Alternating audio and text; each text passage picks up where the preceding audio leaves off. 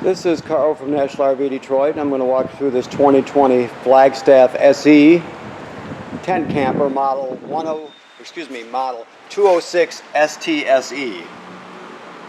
Okay, I'm obviously on the outside, on the door side of the trailer, and looking down here you have stabilizer jacks. They're scissor type. It works with the 3/4 inch crank that comes with it, or you can use a 3/4 inch socket on a drill, which is what a lot of people use these days. Now this video is just going to be a supplement to the manufacturer's video. So you can go online or have your salesman mail you a link, and you can look at the manufacturer's setup video. This one just goes into more detail in some areas. So the two of them together is the way you should really view them, is both of them. So okay, all right. So you have an awning, obviously with an LED light strip underneath. Now all the poles and everything are contained in the awning. So there's a rafter piece that runs the width of the awning. It would be at the front or the far outside of it. And the poles and everything are stored in that piece. So they've got a hinge on them, on each one of them, so they actually fold out. One goes back to the trailer. There's a little attachment right behind the awning itself, right there, the rolled up awning. There's one on each side, and you actually plug the top pole into that, and then the other pole goes straight to the ground. Okay? It's best to, for most people, to open it up before they take it up. Just be careful, because that way it's much easier to obviously to unroll it. Otherwise you have to be really tall or have a ladder or something. So keep that in mind anyway. Okay, so this is your grill. It's just a regular grill. You light it. You can spark to light it, that sort of thing. Now, let me latch it here. So you have to plug in the LP for this. So right here, this comes out of the trailer itself. You pull it right out, and then you see how it's connected right here underneath the valve. It's just a quick connect. You've got a gas valve there that you open and close right there. Just a simple quick connect fitting. So that's where you're going to hook it up. Okay.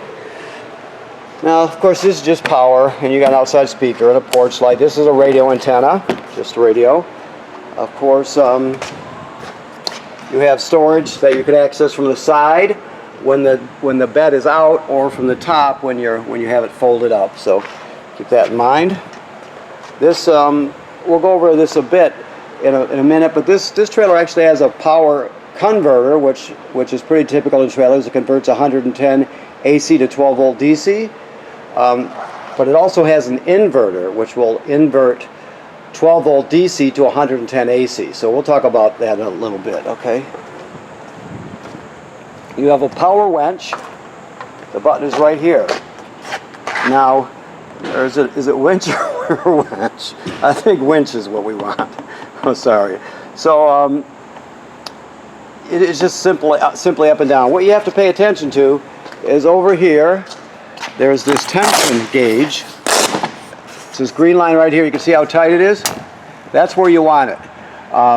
That way, this gauge allows you to put the roof at the right height so the screen door fits in properly. That's mainly what it does. So you know when you got a taunt like that, then the screen door will fit right in there. All right, so you have a 20-pound tank, and then you have two 12-volt batteries. They're wired together as 12 volts. It's just double the storage capacity. So keep that in mind. Let me see what else we have here. Okay. Yeah, so they're jumped together to hook together, so it's the 12 volt output. All right. So your water heater runs on gas. You open it just like this. Oops, I'm sorry about the camera work. I got to focus. All right. So basically, the switch to operate this is inside. Keep in mind, this is where you drain it from right here. It takes an 1 1/16 6-point socket to drain it. There's an anode rod attached to this plug, so it's about 10 inches long. This is a vent, a release valve right here. You can see there's water in the tank, so it pressure pushes it out. Never run this unless there's water in the tank, right? The second thing to remember about the water heater is you have to bypass it before you pump antifreeze into the system, because if you don't, you'll get antifreeze into the water heater tank. It leaves a foul taste, a bad smell. It's an all-around bad thing. So remember, if you're going to winterize it yourself and you don't know, you'll have to educate yourself a bit on winterizing. Okay, always bypass the water heater. Now this is just a sink drain here. You can put a garden hose on there, it's that type of fitting. This is just a sprayer with hot and cold water. Now you have a regular sprayer hose, and then you got a wand kind of a deal. I'll show you that when we get inside. So you got two different options for that. Your refrigerator operates from here. Now the refrigerator works on three possible energy sources: LP gas, 12 volt DC, and 110 AC, right? Like it states here, only use one energy source at a time, never double up on them. So right now you can see I've got the 120 volt, which is usually referred to as 110, but it's the same thing. This is on right now, so that means this is running on 110 AC, a regular household current. If I wanted to run it off 12 volt DC, like pulling it down the road and letting the battery and the tow vehicle's alternator charge it, I would shut this off and I would turn that on for 12 volts, right? Now also, if I want to light it on gas, which is something, most people don't use that feature anymore because it's not, but if you're way out in the middle of nowhere, you can use it. But basically, you can look into here and you can see the pilot light lights, right? What you're going to do is you put this on off, or keep it on, go from off to high, I guess I should say, and then you depress it, hold it in, and spark it, okay? You do that until it lights. Now it takes a while to work the gas through this little tiny line here, so keep in mind you might have to try it 3 or 4 times. Always, after sparking it like 3 times, shut it off, and then turn it back on again and depress it, and do it again, and it will light, okay? So that's how you operate it on gas. I'm going to turn it back on AC power because that's how it was running, cooling down that way. So, okay, so this is just held on. There's 2 of these panels. Basically, when these slots are horizontal, it's locked. If you turn them vertical, just use a coin or a screwdriver or your fingernail, then it'll come loose. So vertical to unlock them, horizontal to lock them. All right. Also under here, that valve at your fresh water tank, that has to do with winterizing, so you're going to want to pay attention to that, just so you know. That's where you would draw the antifreeze into the system.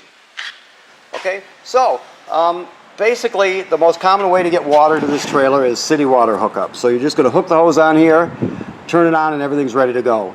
Now if you go to a campground that does not have plumbing on the campsites, like an older state park or some state or forests and that sort of thing, you can pre-fill this fresh water tank right here and then use the demand pump inside to pump the water. So even if you don't have city water pressure, you could still operate everything like you do. Okay, alrighty. Now this is your cord. It's 30 amp cord. It plugs right into here. It's 30 feet long. This is just a coax through to the inside. You can use it for an antenna or campground cable if you got a little TV, something like that. This is your air conditioner, how it hooks up. You can see it's plugged in up there. Always plug it in before you take the roof up, obviously, because unless you have a ladder with you. And then when you're done using it, you'll just fold it in like this, or push it in like that, okay? All right, so let me look around and see if we've covered everything. Yep, that all looks good. So, okay, let me go inside and show you what we've got going in there. Like I said, this is a supplement to the manufacturer's video, so for installing doors and the bunks in and out, you can refer to their video. I'm just going to more or less talk about appliances. So you have storage underneath these benches, obviously. The table folds out right here, and it's a dinette table. You can drop it down onto these cleats here, the 4 cleats, and it will, and then fill in the area with cushions. It'll make another bed. Alrighty. There's a porta potty underneath there for emergencies. This is a GFCI plug. Let me show you where we're at. I'll just give you a look around so you can see where we're at. Alright, this is a GFCI plug. All the plugs in the trailer, including the one on the outside, are wired through this one. So if you you're using something outside and it pops, you're going to reset it in here. Okay. This device here is the power converter that we talked about. So this converts 110 AC to 12 volt DC. Okay. So you got 110 AC on this side.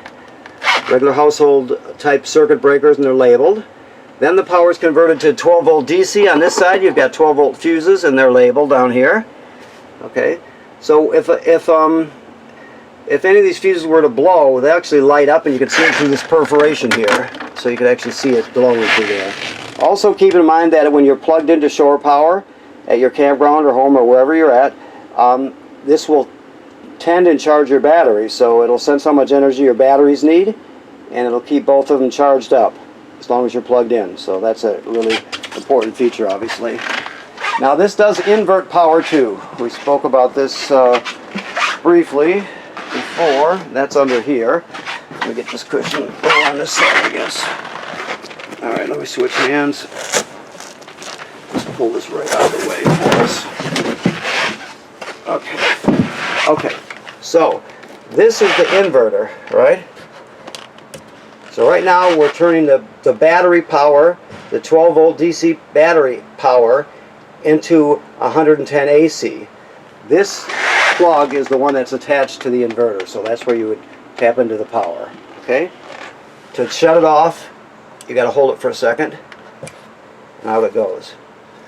This sticker here is telling us that this is pre-wired for solar panels, and this is where the controller would go. It's actually the same size, so it's just showing you that there's wiring back there, and that's where the controller would go. There's also ports on the roof, and so it's pre-wired to put solar panels. So if you wanted to add them, they would plug right in on the roof, and then you would have to add the panel here. Okay, that's what that's telling us. This thing here is a LP gas and carbon monoxide detector. So it'll detect whether there's a leak of gas or buildup of carbon monoxide, and go off and warn us. If it goes off, obviously you take everybody outside, shut the gas off at the front and figure out what's going on. Also, if it beeps very slowly, it's telling you your battery's low. Okay? And then it should always be, let's say, it should always be green like that. If it's not, then you want to get it serviced because it's very important. Okay? It's hardwired to the battery, so it's always on. Alright? This is your water pump I told you about, on and off. So you just, if you're going to pump water out of your fresh water tank, because you don't have city water at a campground, you'll just turn your pump on right there. If you have city water, you don't have to bother with it. Remember I showed you there was a valve by the water tank outside. If you were to switch the position of that valve, hook a hose to the barb, and put the hose into a gallon of antifreeze, it would draw antifreeze into the system instead of pumping from the water tank. And so that's how you select between the water tank or winterizing. Okay? That's on the outside, on the water line by the fresh water tank. Okay? Keep in mind also, like I said before, you got to bypass the water heater. Okay. So this is how you turn your gas water on. Just light the gas flame by turning it on. It lights automatically. Always make sure there's water in the tank before you do that. To start your furnace, this clicks to the right, like so. You hear it turn on, it's right there. So to shut it off, I'll slide it all the way to the left, and then click it. So it clicks to the left like that. As soon as I did that, the flame goes out, but it'll continue to purge until it's done. So it'll take another minute or two. Alright, I showed you the controls for the refrigerator are outside. This is obviously accessing it from the inside. There's a latch here. You can see it. Alrighty. This is a table that sits on the outside next to the grill if you choose to. There's your crank that I told you about. This is a remote control for your radio. Shower curtain around the porta potty. These are fan-like combos for the bed. Over the bed they clip onto the pole there. It's your mattress heater for the heated mattresses. They plug in, like on this one you can see the port is right there. So one end goes in there, the other end goes into the nearest 110, and it'll take the chill out of your mattress.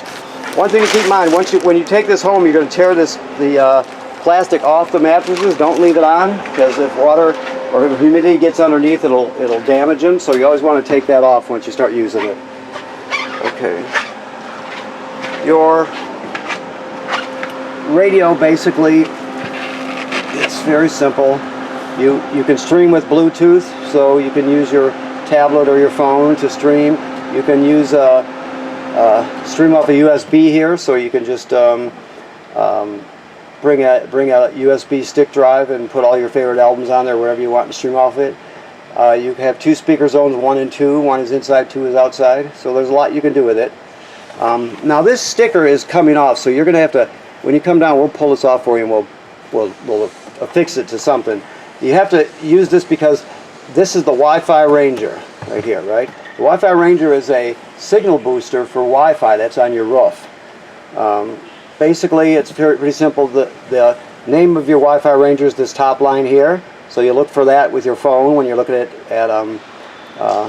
your Wi-Fi hookups. You'll put the passwords in so all the devices attach to this automatically. Then, if you look at the bottom line here, it's an IP address. The IP address is where you'll go on your browser, and it'll show you everything that the Wi-Fi Ranger sees.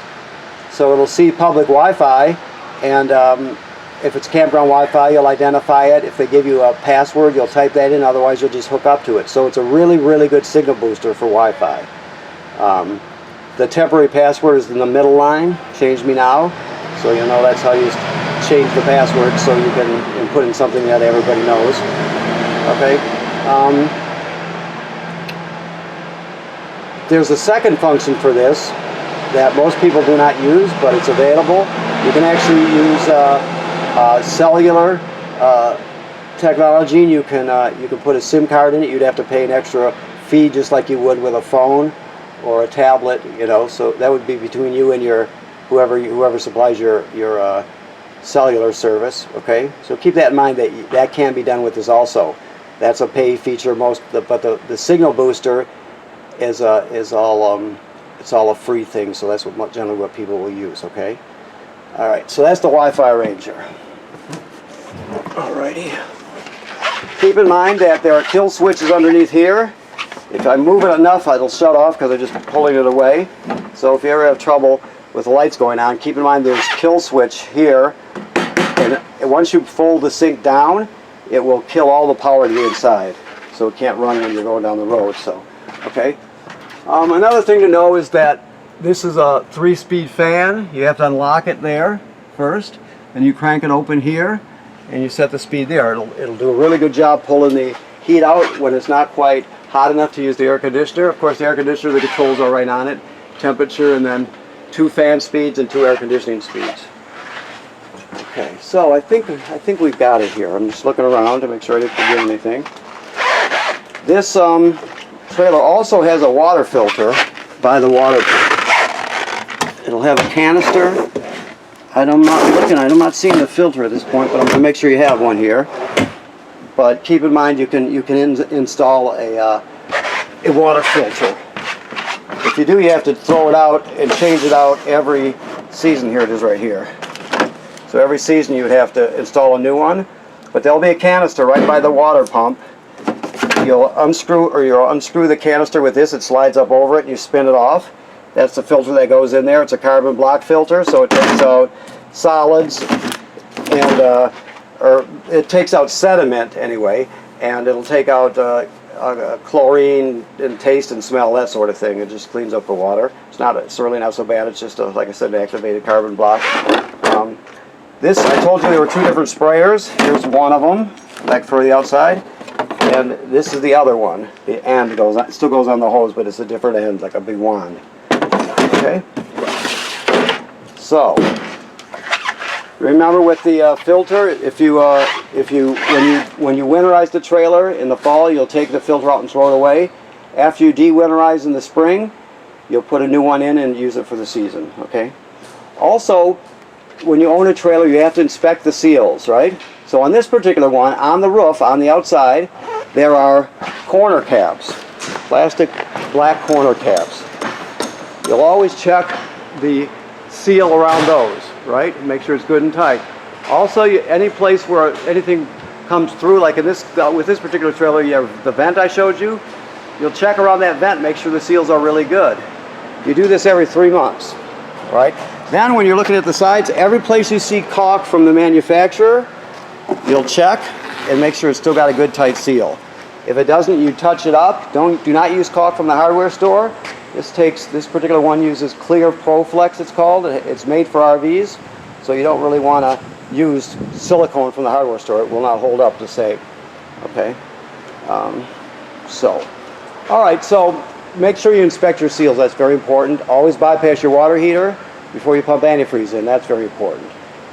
But the most important thing is to use it a lot. So you got to have a lot of adventures with it and plan ahead so you can go everywhere you want to go. So thank you very much, and we'll talk to you more when you pick this up, okay?